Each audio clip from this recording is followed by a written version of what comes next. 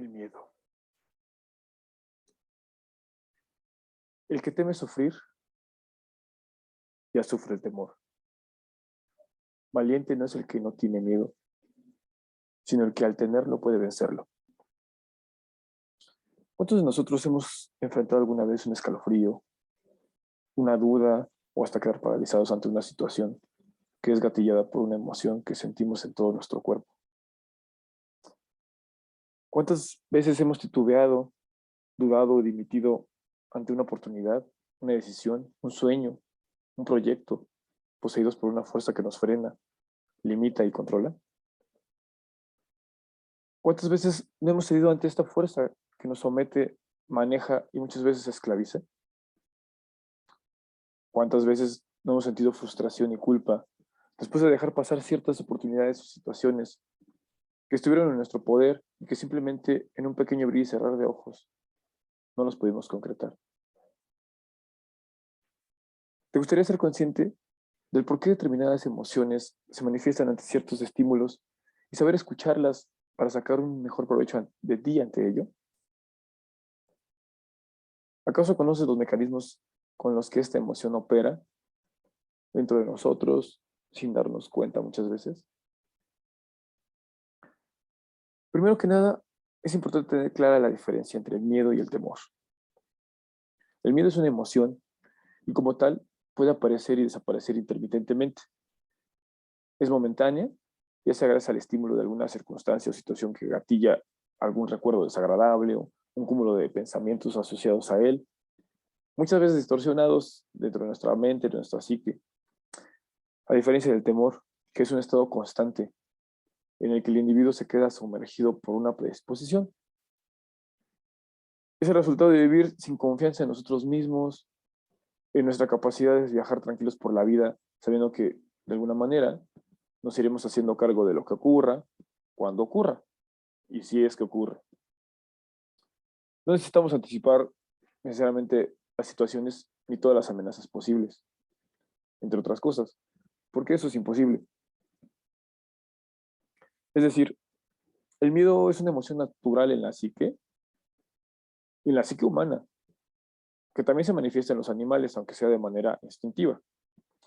Los seres humanos es una reacción al presente, a lo real y a lo irreal.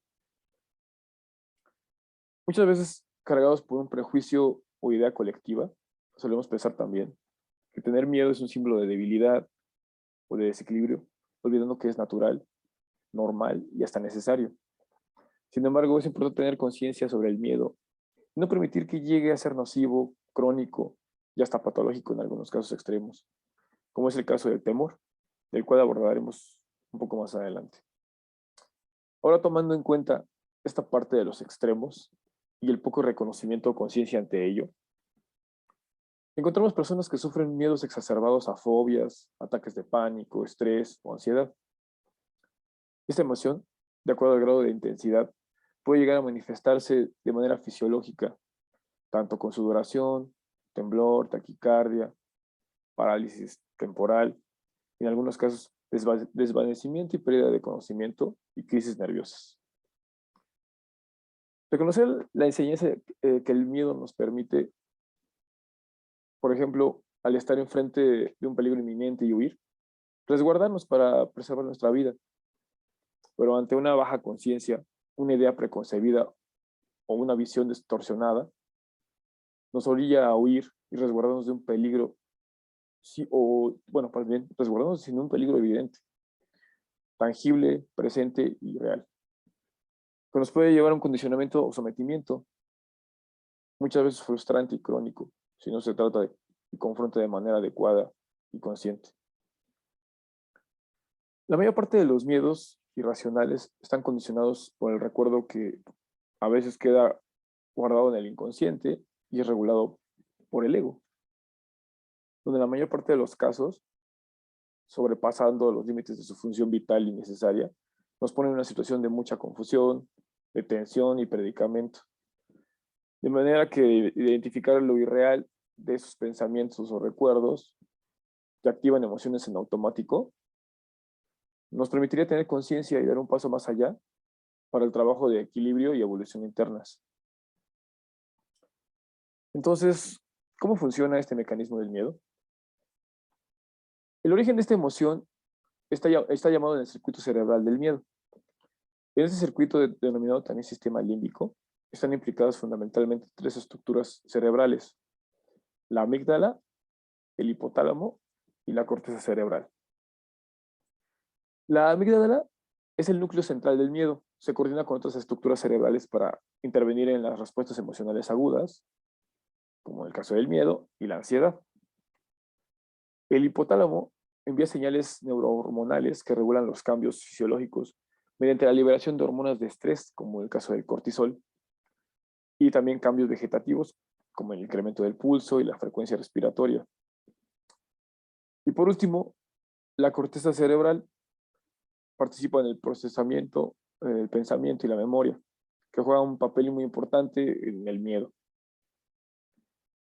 Esta última estructura es la que es capaz de predecir las consecuencias de la interacción con el entorno. Por ejemplo, sentir miedo al acercarse a un hospital porque se sabe que puede encontrar sangre allí, etc. En resumen, el miedo es una reacción lógica que sentimos de forma pasajera, muchas veces en nuestras vidas, mientras que el temor es una reacción anticipada a un futuro que no ha ocurrido. Es una cárcel permanente que no nos deja vivir en paz.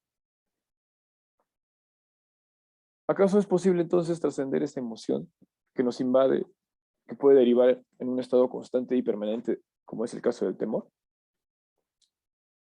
Podemos reaccionar al miedo ensayando situaciones para que cuando ésta ocurra en la realidad no sea de hecho nueva para nosotros.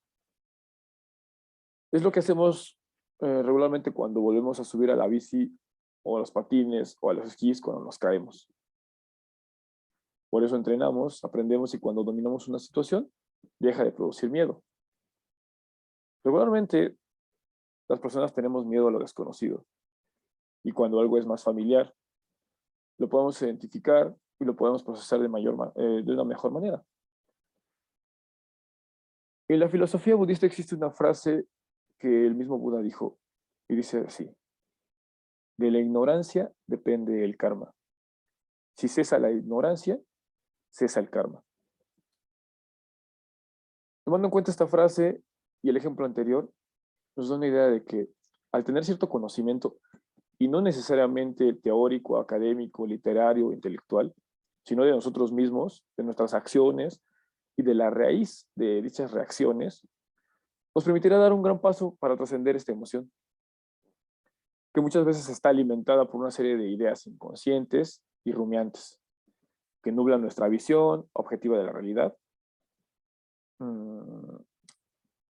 emoción que nos invade, nos asfixia, nos hace frente como un obstáculo al cual nosotros tenemos que trascender, como parte de una de tantas lecciones que nos toca aprender en la escuela de la vida. Como dice la frase, lo que no nos destruye nos hace más fuertes. Esta trascendencia nos permite evolucionar en base a un trabajo de autoconocimiento y de autocontrol. Si logramos lograr un silencio interno, que después de una práctica y reestructuración interiores, esta posibilidad está al alcance de todos, para lo cual existen muchas disciplinas que nos dejaron las pautas necesarias para alcanzar la ecuanimidad y equilibrio interiores, como en el caso de la meditación, la autoobservación, y que acompañados de un proceso de sanación integral, tanto en el rubro psíquico, emocional y por qué no también espiritual, que gracias a la ahora conocida psicología transpersonal ya es posible, puede ser una vía para hacernos conscientes de la responsabilidad de nuestras decisiones y acciones. Crear una realidad y lo que conocemos como destino. Algo que es importante tener claro también es la relevancia de ser conscientes de que nuestros pensamientos e ideas preconcebidas en nuestra mente no somos nosotros, sino solo una serie de ruido interno, como una grabadora que se reproduce en automático y que nos condiciona. Porque al estar identificándonos con ellas, o bien dígase, con nuestro ego y su parloteo, le cedemos poder y quedamos subyugados ante su influencia subversiva y de control total. Todo esto, una vez más dicho, gracias a nuestra ignorancia en muchos casos.